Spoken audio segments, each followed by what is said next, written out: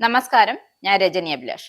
രാജ്യം നടുങ്ങിയ അഹമ്മദാബാദ് വിമാന ദുരന്തം നടന്ന് കൃത്യം 1 മാസം പിന്നിടുമ്പോൾ പ്രാഥമിക അന്വേഷണ റിപ്പോർട്ട് പുറത്തു വന്നിരിക്കുകയാണ്. എന്തുകൊണ്ടും ഞെട്ടിക്കുന്നതും ദുരൂഹത ഉണർത്തുന്നതുമായ റിപ്പോർട്ടാണ് പുറത്തു വന്നത്. ബോയിങ് 7878 വിമാനത്തിലെ വൈദ്യുതി സംവിധാനം നിലച്ചത് അപകട കാരണമെന്നാണ് അന്വേഷണം നടത്തിയ എയർക്രാഫ്റ്റ് ആക്സിഡന്റ് ഇൻവെസ്റ്റിഗേഷൻ ബ്യൂറോയുടെ റിപ്പോർട്ടിലുള്ളത്. ജൂൺ 12-ന് ഉച്ചയോടെയാണ് രാജ്യത്തെ കണ്ണീരിലാട്ടിയ സമീപകാലത്തെ ഏറ്റവും വലിയ വിമാന ദുരന്തം ഉണ്ടായത്. പറന്നുയർന്ന നിമിഷങ്ങൾക്കകം 2 എഞ്ചിനുകളും പ്രവർത്തനം നിലച്ചു എന്നാണ് കണ്ടെത്തൽ. എഞ്ചിനിലേക്ക് ഇന്ധനം കടത്തിവിടുന്നത് നിയന്ത്രിക്കുന്ന 2 സ്വിച്ചുകളും കട്ട് ഓഫ് പൊസിഷനിലായി. ഫ്യൂവൽ കൺട്രോൾ സ്വിച്ചുകൾ ആരാണ് കട്ട് ഓഫ് ചെയ്തത് എന്നത് പൈലറ്റുമാർ പരസ്പരം ചോദിക്കുന്നു. കോക്ക് പൈലറ്റ് ഓയിസും റെക്കോർഡിൽ രേഖപ്പെടുത്തിയിട്ടുണ്ട്.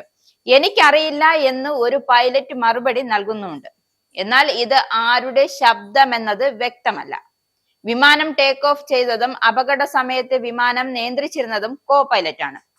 പ്രധാന പൈലറ്റ് ഇതിന് നേതൃത്വം നൽകുകയായിരുന്നു. പൈലറ്റുമാരുടെ വിമാനത്തിന്റെ റാറ്റ് സംവിധാനം, അതായത് റാം എയർ ടർബൈൻ പ്രവർത്തിച്ചിരുന്നു. എല്ലാ വൈദ്യുത സ്രോതസ്സുകളും പ്രവർത്തനരഹിതമാകുമ്പോഴാണ് വിമാനത്തിന്റെ അടിയിൽ നിന്നും റാറ്റ് തനിയെ പുറത്തു വരുന്നത്.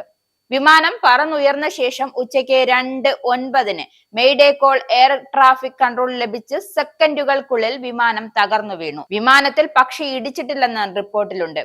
പൈലറ്റിനോ സഹ പൈലറ്റിനോ ആരോഗ്യ പ്രശ്നങ്ങൾ ഒന്നുമില്ല. വിമാനത്തിലെ ഇന്ധനത്തിന്റെ അളവും തൃപ്തികരമായ നിലയിലാണെന്നും അന്വേഷണ റിപ്പോർട്ടിലുണ്ട്. യാത്രക്കാരും ജീവനക്കാരും ഉൾപ്പെടെ അനുവദനീയമായ ഭാരമേ വിമാനത്തിൽ ഉണ്ടായിരുന്നുള്ളൂ. ടേക്ക് ഓഫ് ചെയ്ത് വിമാനം 32 സെക്കൻഡ് മാത്രമാണ് പറന്നത്. 230 യാത്രക്കാരാണ് വിമാനത്തിൽ ഉണ്ടായിരുന്നത്. 15 പേർ ബിസിനസ് ക്ലാസ്സിലും 215 പേർ ഇക്കണോമിക്സ് ക്ലാസ്സിലും. ഇതിൽ ഒരാൾ ഒഴികെ മറ്റെല്ലാവരും അപകടത്തിൽ മരിച്ചു. ജൂൺ 12-നുണ്ടായ അപകടത്തിൽ 12 വിമാന ജീവനക്കാരടക്കം 241 പേരാണ് വിമാനത്തിൽ കൊല്ലപ്പെട്ടത്. ഇതിനു പുറമെ വിമാനം തകർന്നു വീണ് മെഡിക്കൽ കോളേജ് ഹോസ്റ്റലിലുണ്ടായ 5 ഡോക്ടർമാരുടെ ജീവനും നഷ്ടമായി. നാട്ടുകാരായ ചിലർക്കും ജീവൻ നഷ്ടമായിട്ടുണ്ട്. വിമാനത്തിലെ ഒരു യാത്രക്കാരൻ മാത്രമാണ് അത്ഭുതകരമായി രക്ഷപ്പെട്ടത്. ഈ വിമാന ദുരന്തത്തിൽ എത്രയെത്ര നിരപരാധികളുടെ സ്വപ്നങ്ങളാണ് തകർന്നടിഞ്ഞത്.